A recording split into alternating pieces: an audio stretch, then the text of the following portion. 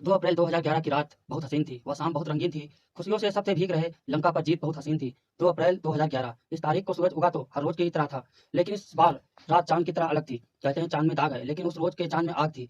जिस आग में गजब का जोश था, जुनून था। क्रिकेट को धर्म मानने वाले भारत ने 28 साल बाद वर्ल्ड कप जीता था। पूरी मुंबई सड़क पर थी, आधा देश सड़क पर था। सड़क पर एक से बढ़कर एक महंगी कारें निकली थी। जिनके पास महंगी कार नहीं थी, वो पैदल ही घर से निकल गए थे। बाइक वालों का हुजूम था, क्या नेता, क्या अभिनेता, कोई घर में बैठने को तैयार ही नहीं था। ये जश्न आधी रात के बाद भी बहुत देर तक चलता रहा, क्योंकि कुछ घंटे पहले ही भारतीय टीम ने मुंबई के वानखेड़े स्टेडियम में श्रीलंका को हराकर वर्ल्ड कप जीता था। जिस देश में क्रिकेट में जीत के लिए हवन होते हों, दुआएं की जाती हैं, कीर्तन पाठ होते हैं, उस देश ने वर्ल्ड कप जीता था। ये कोई मामूली रात नहीं थी, ये करोड़ों क्रिकेट प्रेमियों के सपने के पूरी होने वाली रात थी। इसलिए उस रोज सुबह तड़के जागने वाले लोग भी तड़के वक्त सोए थे।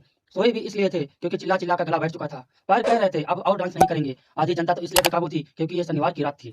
अगली सुबह कम से कम दफ्तर जाकर काम करने का प्रेशर नहीं था। ये हालात सिर्फ क्रिकेट फैंस के नहीं थे। दुनिया को जीतने वाले क्रिकेटर भी होटल के अपने कमरों में कुछ ऐसे ही भावनाओं से गुजर रहे थे। कोई रो रहा था, कोई वर्ल्ड कप ट्रॉफी के साथ सो रहा था। 1983 में भी भारत ने वर्ल्ड कप जीता था, लेकिन तब क्रिकेट वो क्रिकेट नहीं था जो 2011 आते-आते हो चुका था। उस रोज एक और बड़ी घटना घटी थी। उस रोज विराट कोहली को सचिन तेंदुलकर की अनोखी वसीयत मिली थी। ये वसीयत अनोखी इसलिए थी क्योंकि इसमें करोड़ों क्रिकेट फैंस का प्यार और भरोसा तो था ही, लेकिन साथ ही साथ उनकी उम्मीदों का बोझ भी था, जो सचिन तेंदुलकर पिछले करीब 2 दशक से उठा रहे थे।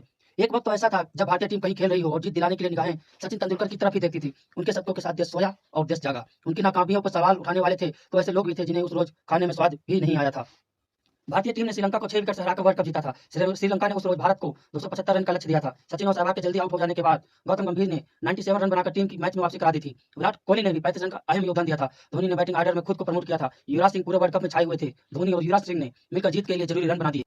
विजयी छक्का धोनी ने ही लगाया था। फाइनल में श्रीलंका के महिला जयवर्धने के शतक पर पानी फिर चुका था। ये तस्वीरें तो हर किसी को याद है, लेकिन याद कीजिए वो तस्वीर जिसमें वर्ल्ड कप जीतने के बाद भारतीय टीम विक्ट्री कैप लगा रही थी।